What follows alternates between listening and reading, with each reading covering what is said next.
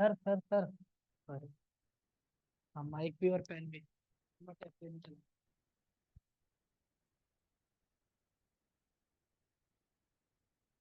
गार्गी, महक, मेरी आवाज आ रही है? Yes sir.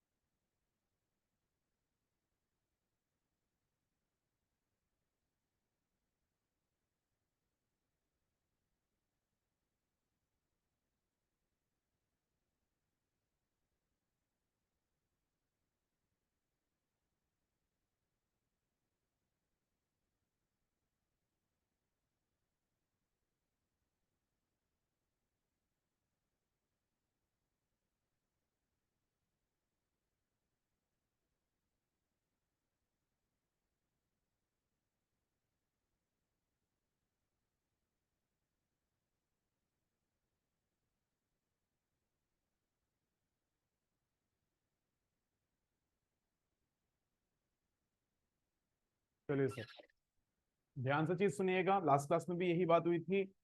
फिजिकल प्रॉपर्टीज मैं अमीन्स के साथ करवाऊंगा। मैं यहाँ पर अमीन्स एंड नाइट्रो कंपाउंड शुरू कर रहा हूँ। चैप्टर बहुत छोटा सा है और बहुत सारी चीजें आपको फर्स्ट चैप्टर यानी हेलो एल्केन्स हेलो एरेन्स वाली रिपीट होते हुए नजर आएंगी। तो देखना जरा ध्यान से। हम लोग बात करने जा रहे हैं अमीन्स एंड नाइट्रो कंपाउंड्स।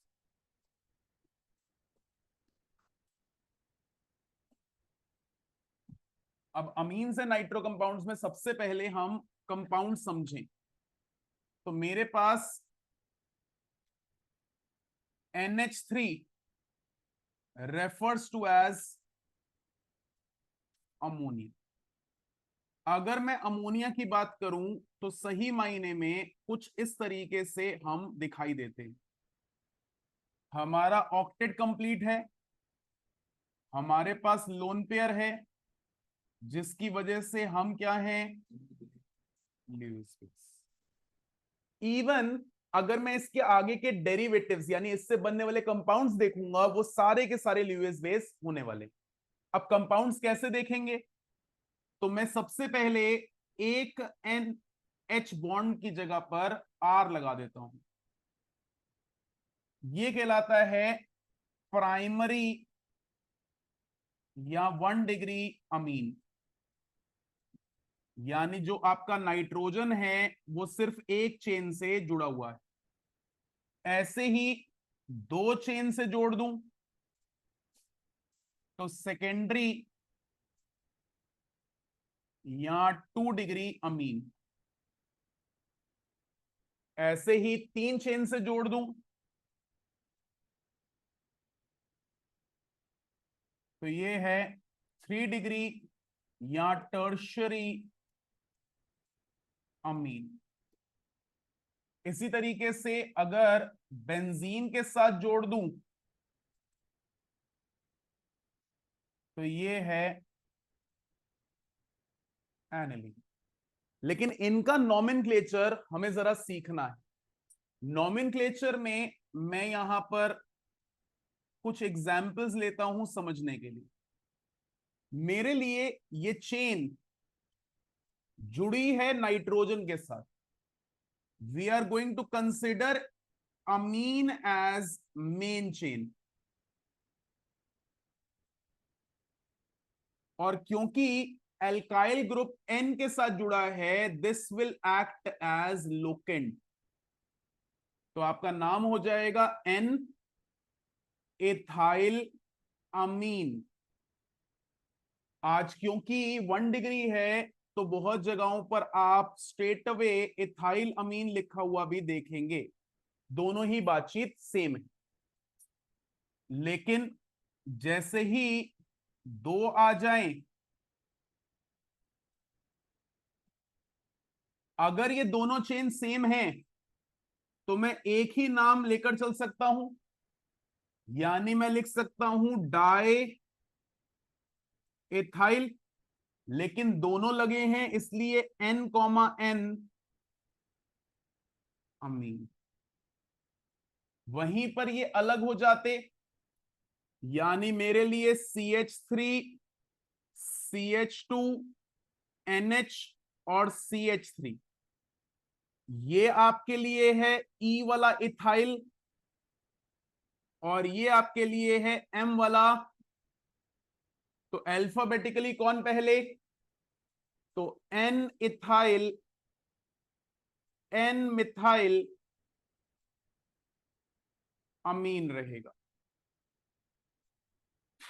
ऐसे ही अगर तीन सेम जुड़ जाएं,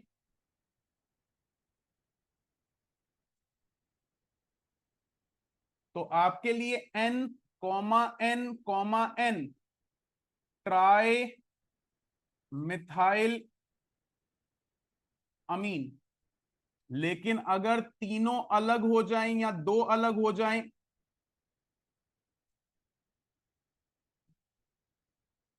तो E और M में कौन पहले? तो N ethyl, N, dimethyl amine. तो इस तरीके से नॉमेनक्लेचर रहता है। आपको इनको इस्तेमाल करना है और इनको ही यूज करके आप आगे चीजें सीखेंगे। जल्दी से कॉपी कर रहे हो, फिर आगे बात करते हैं।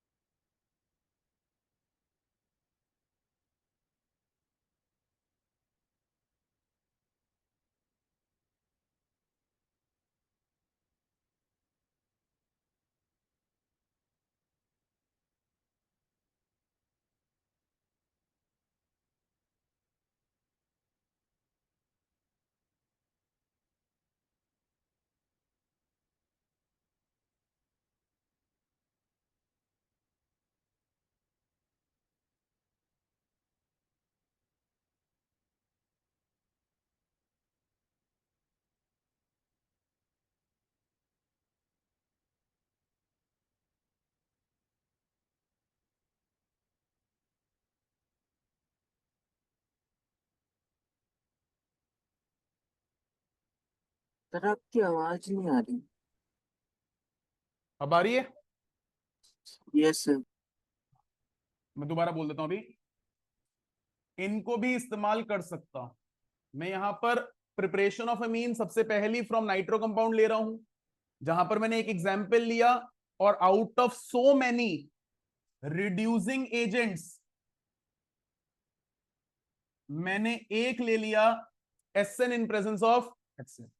अब रिडक्शन होगी, यहां से ऑक्सीजन निकलेगा और इसके पास हाइड्रोजन आएगा। CH3 CH2 NH2 और ये कहलाता है 1 डिग्री अमीन।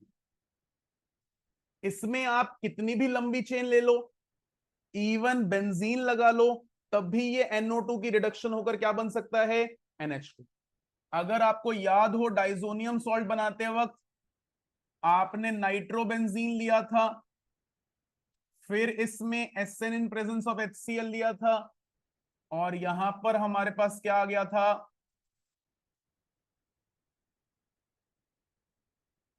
एनिलीन। पक्का? Second, from cyanides. अगर हम साइनाइड की बात करें तो RCN साइनाइड होता है। अक्सर हम लोग क्या गलती करते हैं देखना, मैं सपोज CH3CN लिखूं तो ये मेरे लिए है मिथाइल साइनाइड। इस टाइम पर आपने इसको लिखा है, लेकिन वहीं पर मैं चाहूं तो इस कार्बन को मेन चेन में इंक्लूड कर सकता हूं और इसका नाम हो जाएगा एथाइल नाइट्राइल। तो आपके लिए वर्ड साइनाइड लिखा जाए या नाइट्राइल लिखा जाए, technically there is no increase in carbon, लेकिन बच्चे को जब रिएक्टेंट में साइनाइड लेकर चलता है और प्रोडक्ट में जब नाम लिखता है उसको लगता है कार्बन बढ़ गया। दिखाता हूं, मैंने सपोज लिखा CH3CN और इसके अंदर मैंने डाल दिया SN in presence of HCl। एक बॉन्ड टूटेगा, एक हाइड्रोजन इसको, एक हाइड्रोजन, दूसरा बॉन्ड टूटेगा, एक हाइड्रोजन इसको, एक हाइड्रोजन इसको, और आप बन जाएंगे CH3 CH2 NH2। इस टाइम पर आपने लिया था मिथाइल साइनाइड या इथाइल, और जो प्रोडक्ट में बना है वो बना है इथाइल अमीन। तो कोई कार्बन इंक्रीज का ना सोचे, प्लीज ध्यान दे, there is 1 carbon and 1 carbon, यानी टोटल नंबर ऑफ कार्बन कितने, और यहां भी कितने, तो कोई इंक्रीज नहीं। इसका एक ऑल्टरनेटिव मेथड बता रहा हूं, ध्यान से देखना। मैंने लिया CH3 और साथ में CN, इसके अंदर मैंने डाला Hg2+/H+, यानी concentrated H2SO4 in presence of concentrated, क्या करता है ये? Partial hydrolysis. ठीक है, पार्शियल हाइड्रोलिसिस में C और N है, कौन ज्यादा इलेक्ट्रोनेगेटिव? N। कार्बन पे प्लस, नाइट्रोजन पर, तो कार्बन पे आ जाएगा OH- और नाइट्रोजन पर आ जाएगा, आप बन जाएंगे CH3COH डबल बॉन्ड N। ये रीअरेंजमेंट दिखाएगा, ये H चला जाएगा यहां पर और ये डबल बॉन्ड आ जाएगा यहां पर, यानी बन जाएगा CH3C double bond O NH2। This is nothing but amide. पक्का?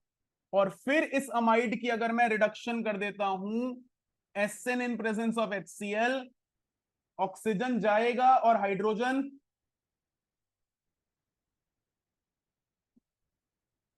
NH2।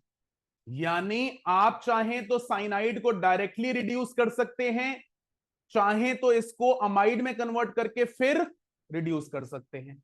इसी तरीके से तीसरा, मैं फ्रॉम अमाइड लिख सकता हूं, R C double bond O NH2। Simply आपने SN in presence of HCl डाला, आप बन गए RCH2। दोबारा से आपने क्या प्रोड्यूस करा है,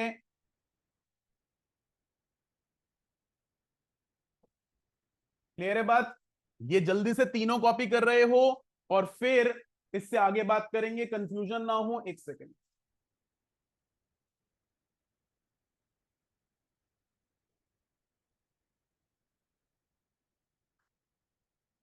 जल्दी से।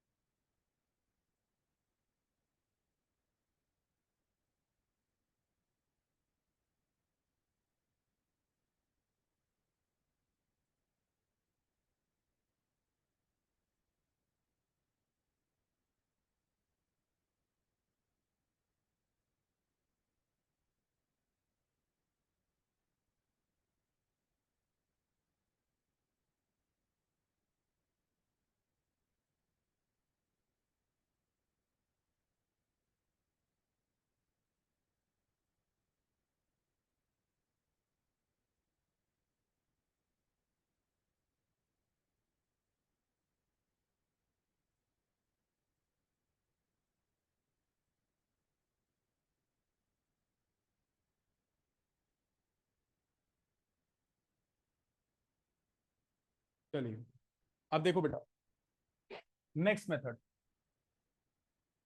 मेथड है अमोनालिसिस।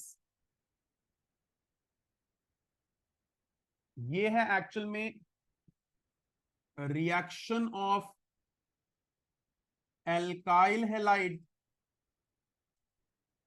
With ammonia. किसी को याद हो तो एल्काइल हैलाइड RX और अमोनिया, कोई बता सकता है?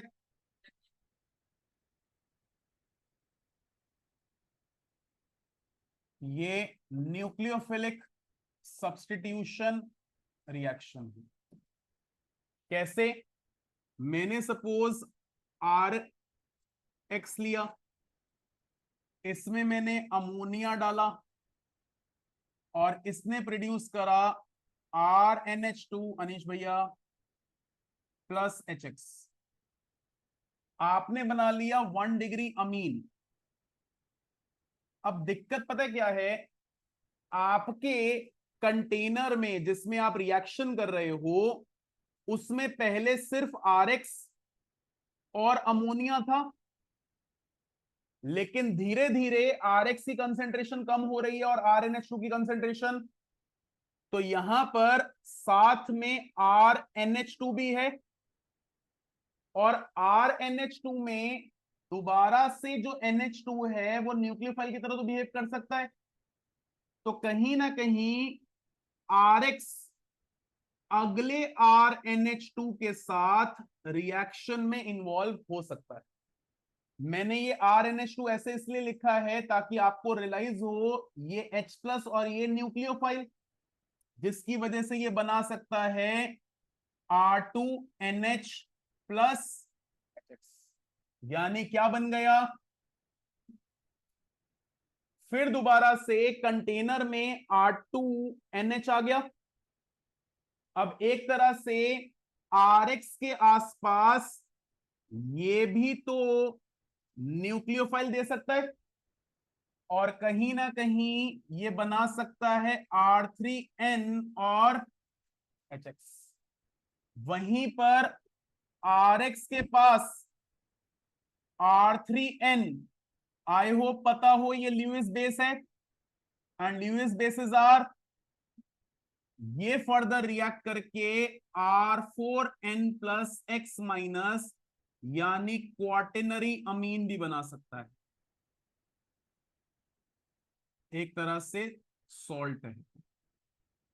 ठीक है, अब क्योंकि आप तो चाह रहे थे इन दोनों के बीच में रिएक्शन और 1 डिग्री अमीन मिले, लेकिन यहां पर 1 डिग्री अमीन के अलावा 2 डिग्री 3 डिग्री क्वार्टेनरी अमीन भी मिल रहा है, तो मैं कह सकता हूं reaction produces a mixture of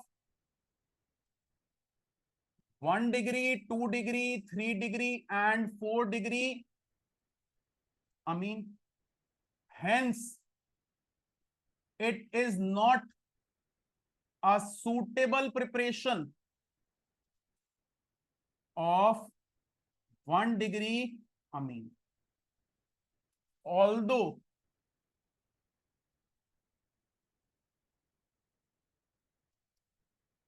if ammonia is taken in excess, मैं अमोनिया एक्सेस में ले लूं तो कहीं ना कहीं अमोनिया एक्सेस में लेने के लिए ज्यादा अमोनिया अवेलेबल होगा और कम 1 डिग्री, ज्यादा अमोनिया अवेलेबल होगा और कम, ज्यादा अमोनिया अवेलेबल होगा और कम 3 डिग्री, हाँ या ना?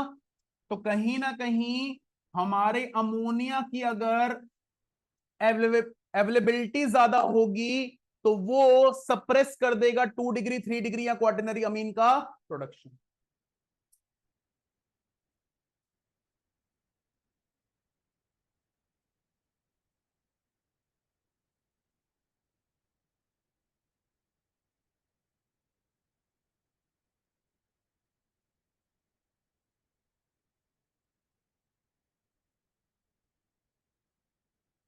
मैंने वर्ड मिनिमाइज लिखा है, यानी कंट्रोल कर सकता है, 100% हटा नहीं सकता।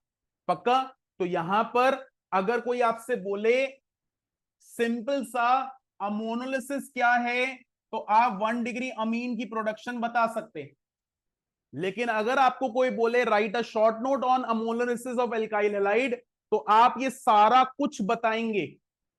इसके अलावा आपसे क्वेश्चन पूछा जाए why ammonolysis is not a suitable method to produce 1 degree amine, तो भी आप ये सब कुछ बताएंगे। पक्का बात समझ में आती है? तो यहां पर अगर सिर्फ रिएक्शन के परस्पेक्टिव लिया आए, RX प्लस NH3, आपने ये रिएक्शन दे दी। लेकिन अगर शॉर्ट नोट या अगर इसके बारे में इंफॉर्मेशन देने के लिए आए, तो आपने ये सब कुछ लिखना है। कॉपी करिए प्लीज।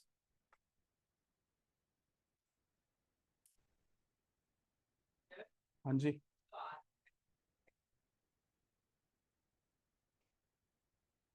नाइट्रोजन के साथ लॉजिकली कोवेलेंट बॉन्ड में कौन कौन है? एक्स कोवेलेंट बॉन्ड में? कौन से बॉन्ड में फिर? पक्का आयनिक बॉन्ड में? हाँ, अच्छा, कोऑर्डिनेट बॉन्ड में। सोच ले, या फिजिकल फोर्स ऑफ अट्रैक्शन है? अपनी मर्जी से सब। एन पे क्या चार्ज है? एक्स पे क्या चार्ज है? दो पॉजिटिव और नेगेटिव चार्जेस के बीच में अगर अट्रैक्शन हो तो कौन सा केमिकल बॉन्ड बनाते हैं? शुक्रिया। दोनों में आयनिक बॉन्ड है। तो अल्टीमेटली हम नाइट्रोजन जब भी कोवेलेंट बॉन्ड में होगा, कोई भी कोवेलेंट बॉन्ड में होता है, तभी हम डिग्रीज डिफाइन करते हैं। तो नाइट्रोजन के साथ अल्टीमेटली कोवेलेंट बॉन्ड में कितने आ रहे हैं? 4। 4 है। दूसरी बात, बहुत सिंपल लैंग्वेज में हम किसी की डिग्री कैसे डिफाइन करते हैं? The number of chain attached. किसकी चेन? एल्काइल ग्रुप की। कितने आर की एल्काइल ग्रुप हुए? 4। तब भी क्या है? वाटर।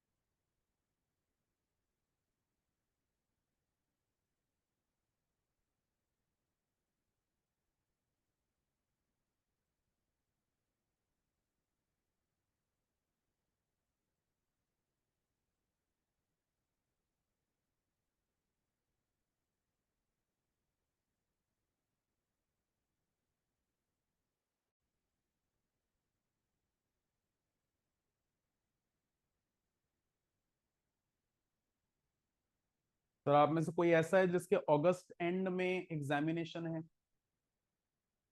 कब से?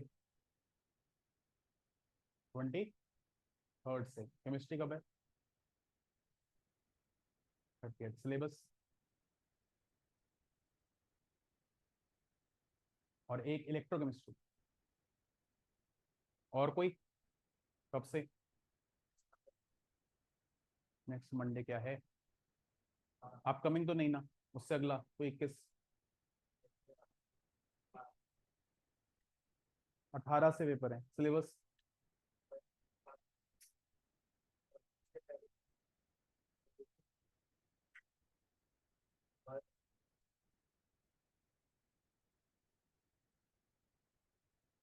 चलो, मैं वैसे बता रहा हूँ, सैटरडे को मैं DNF करवा रहा हूँ, कंप्लीट हो जाएगा। अगर कुछ थोड़ा सा पार्ट बचेगा तो वो संडे को हो जाएगा। और इफ इन केस किसी की क्लास अगर मिस होने का चांस है तो अवॉइड कर सकते हो तो अच्छी बात है। जन्माष्टमी है, जहां तक मुझे उम्मीद है आप लोगों के इंस्टीट्यूट में छुट्टी होगी। शर्म नहीं आती उनको? चलो देखते हैं। बताओ, छोटा सा चैप्टर है, बेसिक सा।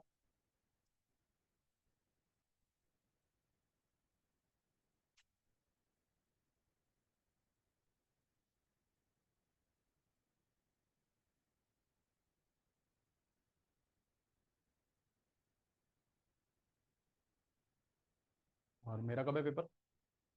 केमिस्ट्री मतलब कब है? अभी चल रहे हैं पेपर? नहीं। पहला पेपर केमिस्ट्री है, वाह वाह।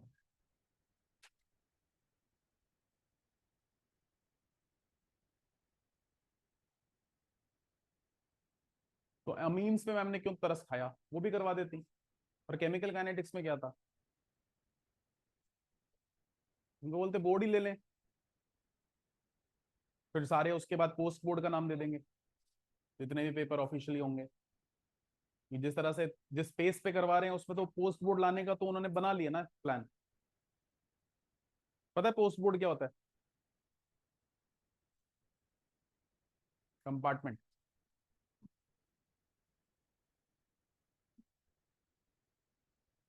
बोर्ड के बाद आने वाली वो भी कंडीशन पे आती है। पता है क्या कंडीशन होती है? अगर बाकियों में पास हो तो एक में आती है वरना वो भी नहीं आती। फिर टाइम मिलता है पूरे 1 साल का, जिसको रिपीट का नाम बोला जाए। बट हालांकि साइंस में ऐसा होना पॉसिबल नहीं होता। साइंस में सिर्फ एक कंडीशन होती है, बोर्ड वाले ऐसे मार्क्स दे देते हैं जहां पर आप हंसते हैं तो दुनिया आप पर हंसती है। 52%, 54%। क्यों? किसी भी कॉलेज के अंदर एडमिशन के लिए 55% चाहिए। मास हो जाओगे लेकिन आगे की एकेडमिक जर्नी खत्म। क्यों? क्योंकि 55 चाहिए थे, अब 55 वाला बचपन तो बीत दिया। तो 54, 53, 52, 50, 49.5।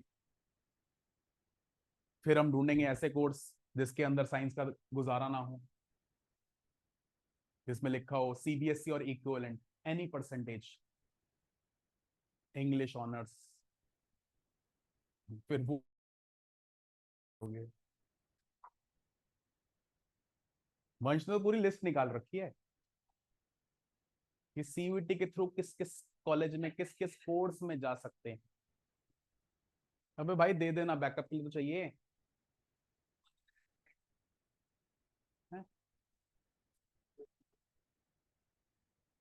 T20 वर्ल्ड कप के बाद फिर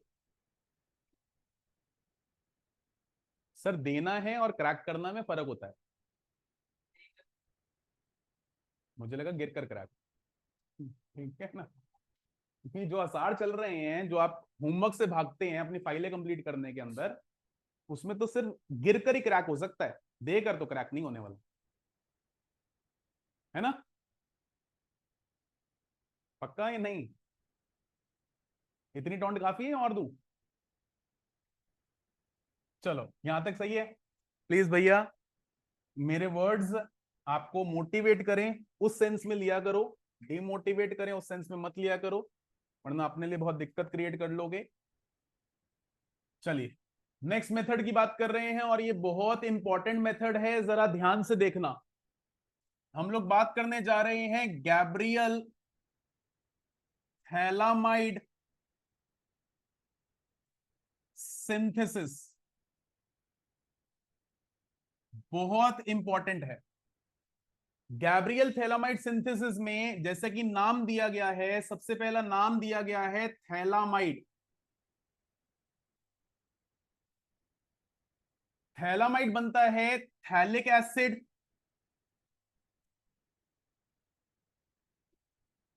और अमोनिया की रिएक्शन से। मैंने यहां पर थैलिक एसिड लिया, बेंजीन के एडजेसेंट कार्बन पर COOH और इसमें डाला अमोनिया। आई होप OH सामने सामने दिख रहा है। तो ये बन जाएगा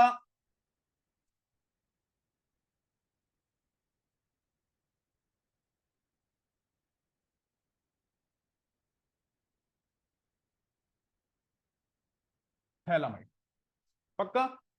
अब ये थैलामाइड को हम लोग यूज करने जा रहे हैं, ध्यान देना, बहुत इंपॉर्टेंट बातचीत है प्लीज। मैंने लिया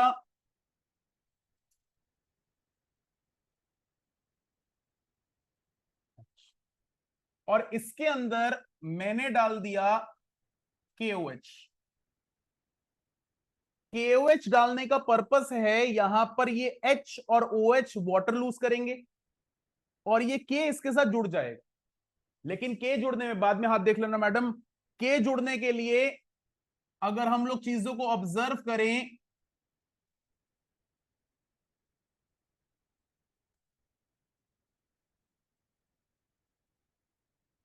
तो यहां पर N और K में आयोनिक बॉन्ड है। प्लीज सुनना, पहला reason based phthalimide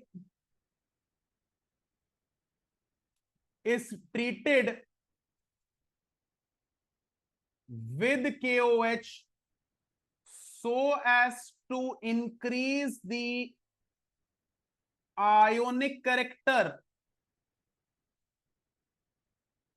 of NK bond. Therefore, the produced species may act as nucleophile generating species. यानी ये अल्टीमेटली क्या रिलीज कर सकता है? न्यूक्लियोफाइल।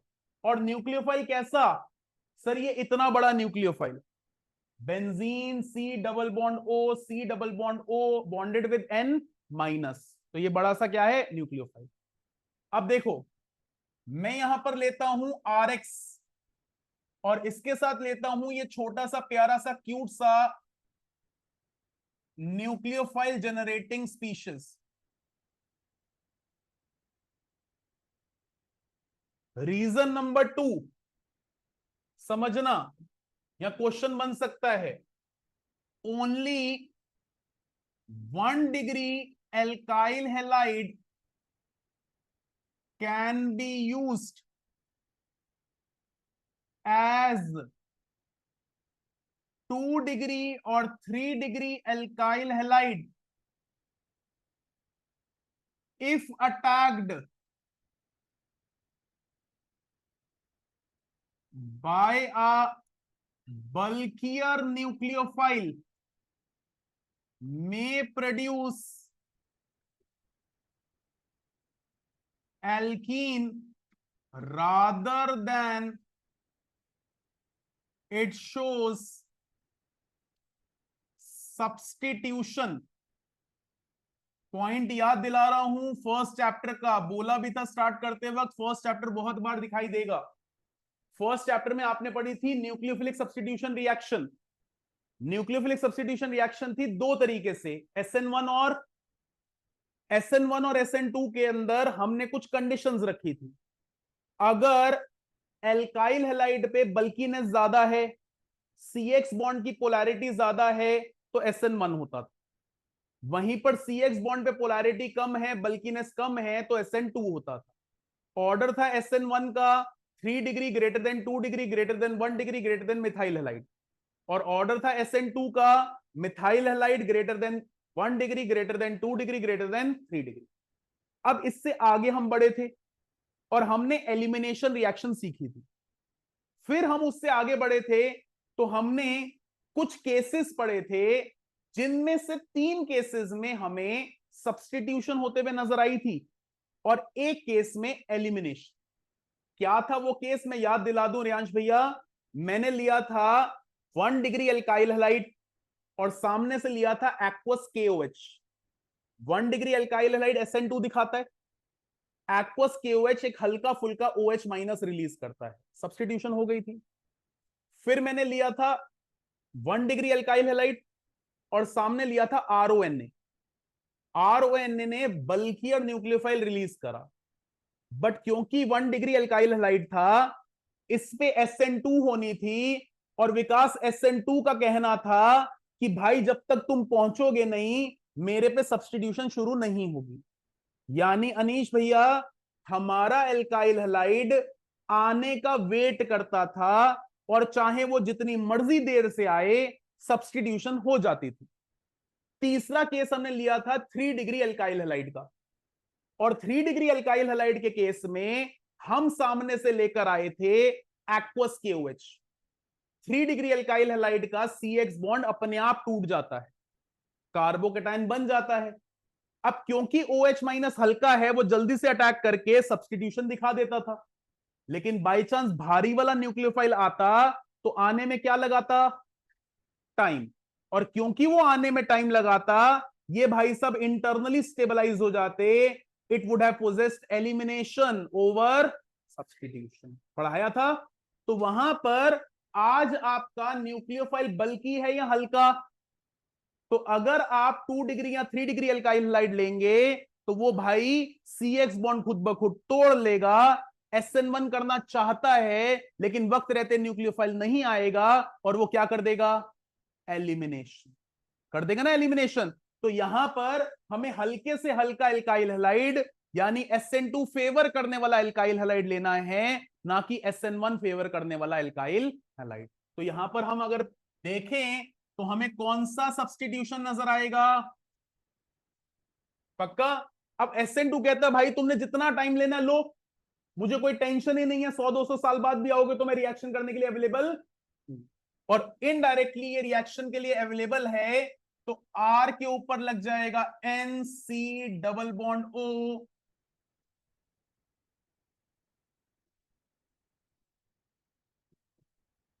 और अलग हो जाएगा क्या?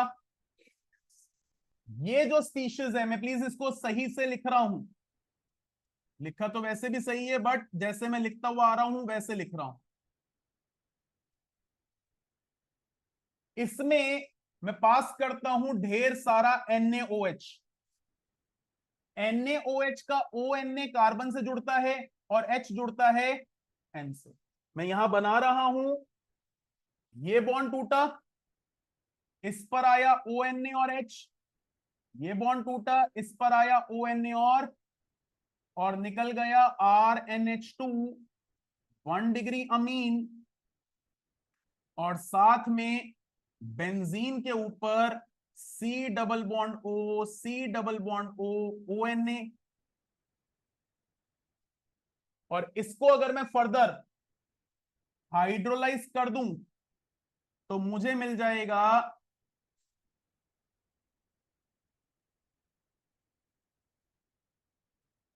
हैलिक। अब इसमें एक और रीजन बेस्ड है जो मैं लिख रहा हूं, this reaction is referred as commercial preparation for 1 degree amine as it produces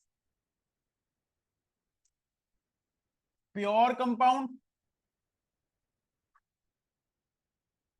plus pure compound बने plus the byproduct produced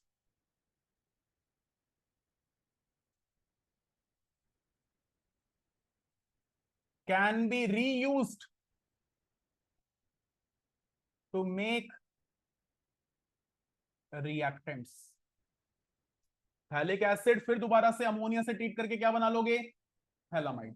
तो आपके लिए जो ये बाय प्रोडक्ट बना है वो कहीं ना कहीं फिर दोबारा से रिएक्शन में पार्टिसिपेट हो सकता है और इस प्रोसेस को दोबारा से स्टार्ट कर सकता है। पहला क्वेश्चन इसमें से बन सकता है, right a short note on Gabriel phthalimide synthesis. आपने ये कुछ भी नहीं लिखना, सिर्फ आपने क्या दिखानी है? रिएक्शन। दूसरा पॉइंट जो रीजन बेस्ड है, क्यों सर इसको कमर्शियल प्रिपरेशन बोला जाता है? तो बेटा इंडस्ट्रियल या कमर्शियल प्रिपरेशन तभी बोला जाएगा जब पैसे कम लगेंगे या प्यूरिफिकेशन नहीं करनी पड़ेगी। तो यहां पर प्योर 1 डिग्री बन रहा है, प्लस जो प्रोडक्ट बन रहा है उसको मैं बार बार इस्तेमाल कर सकता हूं। क्वेश्चन नंबर 3 थोड़ा सा इंपॉर्टेंट, क्यों आपने इसको KOH से ट्रीट करा? ताकि मैं इसकी आयोनिक कैरेक्टर को इंक्रीज या इनहैंस कर सकूं। तीसरा क्वेश्चन, इसमें कौन सी सब्स्टिट्यूशन हुई है, SN1 या SN2? तो SN2। चौथा क्वेश्चन, क्या मैं इसे 2 डिग्री या 3 डिग्री या एरोमेटिक अमीन्स बना सकता हूं? तो नहीं। क्यों? क्योंकि सर 2 डिग्री 3 डिग्री या एरोमेटिक अमीन्स फेवर करते हैं SN1, यहां पर होना है SN2 क्योंकि बल्कियर न्यूक्लियोफाइल ने आना है और वो प्रेफर कर लेंगे एलिमिनेशन ओवर सब्स्टिट्यूशन। पक्का इंपॉर्टेंट आर्टिकल है भैया, इस चैप्टर का बैकबोन है। मुझे बार बार ऐसा लगता है कि ये पेपर में आएगा, पिछले साल भी आया था, किसी ना किसी फॉर्म में 1 मार्क का क्वेश्चन बन सकता है। जल्दी से कॉपी कर रहे हो।